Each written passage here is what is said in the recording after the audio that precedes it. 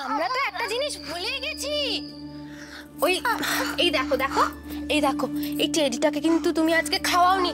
আচ্ছা তুমি একটা বার দেখো, চলো আমরা আজকে এই টেডিটাকে খাইয়ে দিই, তারপর একসাথে যাবো, ঠিক আছে? চল ছোট পি, আমাকে ছাড়ো, আমাকে মার বাসে যেতে দাও। মা,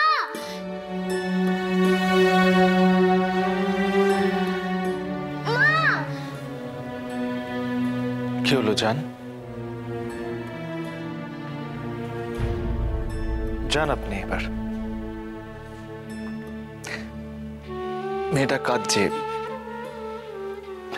দেখি আপনি সেটা শুনেও কি করে চলে যেতে পারে। যান।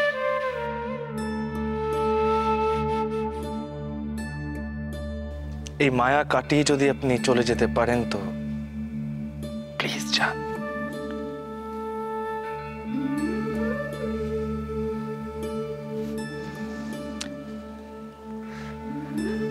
আমি খুব ভালো করেই জানি আলো, ইচ্ছের থেকে বড় আর কিছু আপনার জীবনে নেই, হতেই পারে না। এই সমস্ত মান অপমান আপনি সব ভুলে যাবেন যদি ইচ্ছে এসে একবার আপনাকে জড়িয়ে ধরে, আঁকড়ে ধরে।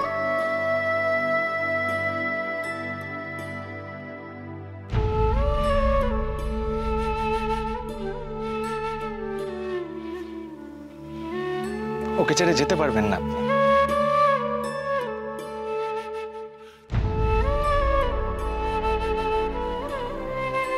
পারবেন না। মামা দাদু আমাকে এখান থেকে নিয়ে চলো।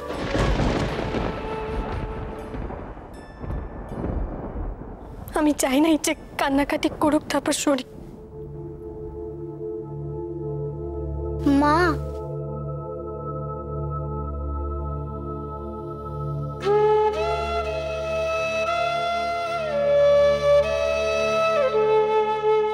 আমাকে ছেড়ে চলে যাচ্ছিলে তো?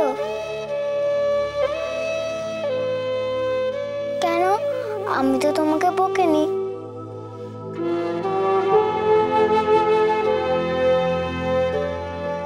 ওরা তোমাকে বকেছে। তুমি আমার ওপর কেন রেগে গেছো?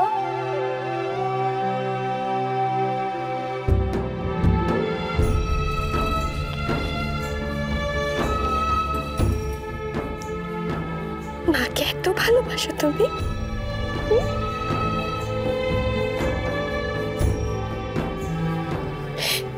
কেন আমাকে এত মায়া জড়াচ্ছিস ইচ্ছে?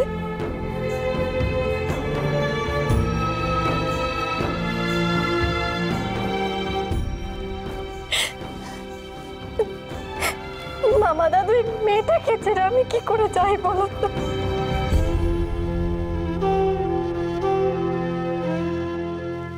কি করবো এখন আমি?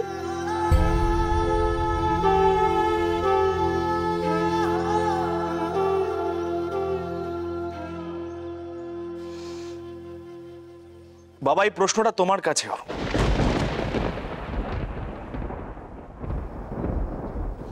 দেখছো তো ওদেরকে? কি মনে হয় ভালো হওয়া তো দূরের কথা, মাকে ছাড়া ইচ্ছে এক মুহূর্ত বাঁচবে?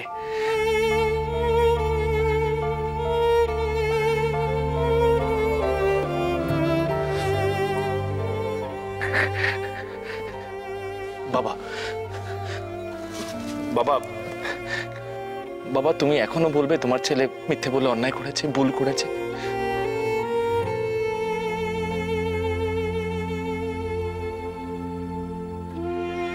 তুমি তো একজন বাবা, তুমি একবার আমার জায়গায় নিজেকে বসিয়ে দেখো।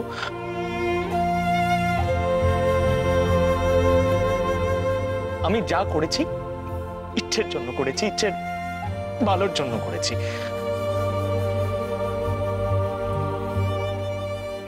বাবা একটা কথা বলতে আমি বাধ্য হচ্ছি। দেখুন, আপনি যেমন সৌরভের বাবা তেমনি এ বাড়ির কর্তা।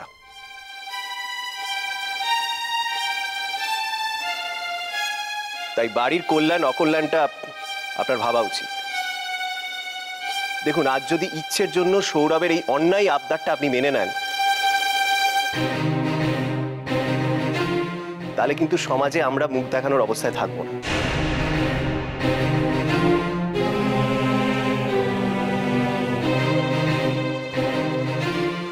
এসব কথা তুমি বলার কে জয়ন্তদা?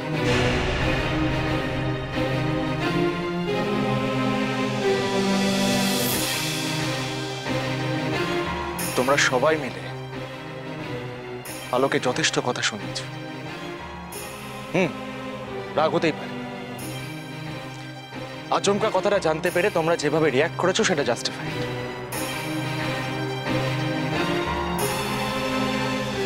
কিন্তু আর না।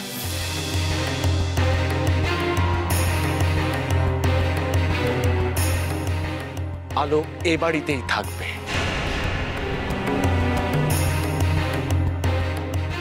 কারণ ও ইচ্ছের মা, আর ইচ্ছে সেটা চাইছে।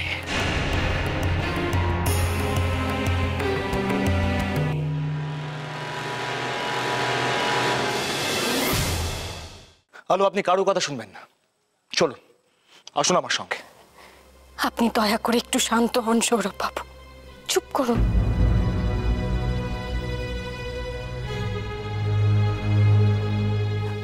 দয়া করে সকলের সামনে চেঁচামেচি করবেন না। না না, জয়ন্তদা কথাটা কিন্তু খারাপ বলে। গৃহস্থ বাড়িতে মঙ্গল অমঙ্গল বলে তো একটা জিনিস আছে।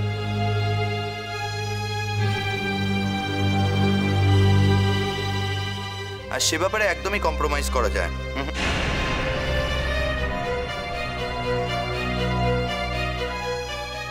বলো সৌগত, তুমি তাহলে বলো। তো বাবা, আমি শুনেছি যে রাত বিরেতে গৃহস্থ বাড়ি থেকে কুকুর বেড়ালদেরও তাড়ায়।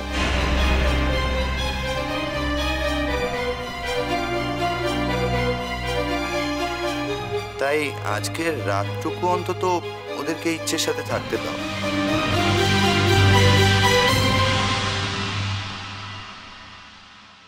কি জয়ন্তদা, ঠিক আছে তো?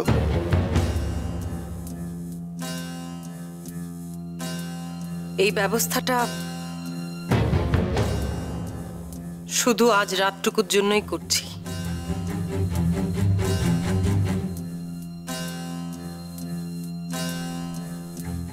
এই বাড়িতে মা কালীর মন্দির আছে। সবকিছু জানার পরও এই অন্যায়কে আমি কিছুতেই আর প্রশ্রয় দিতে পারবো না।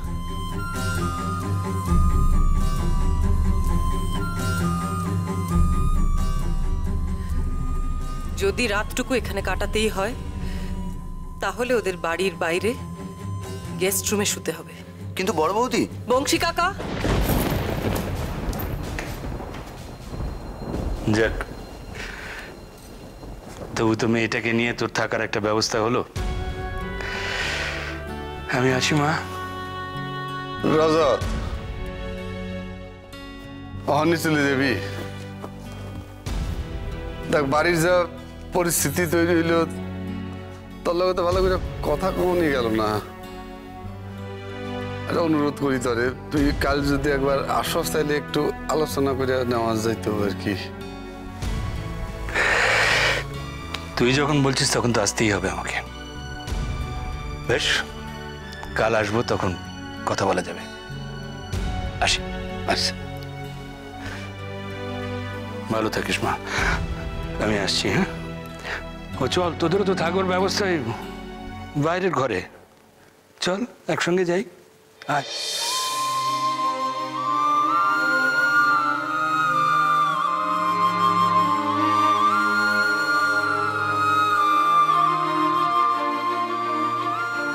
আমি ইচ্ছেকে কতটা ভালোবেসে ফেলেছি, বুঝবেন না আপনি, কোনোদিনও বুঝবেন না।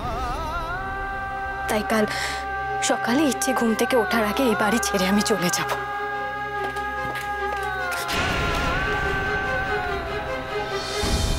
আপনি এখানে মানেটা কি? আপনি যাতে না যেতে পারেন সেই জন্যই ব্যবস্থা। লাগলো চোখে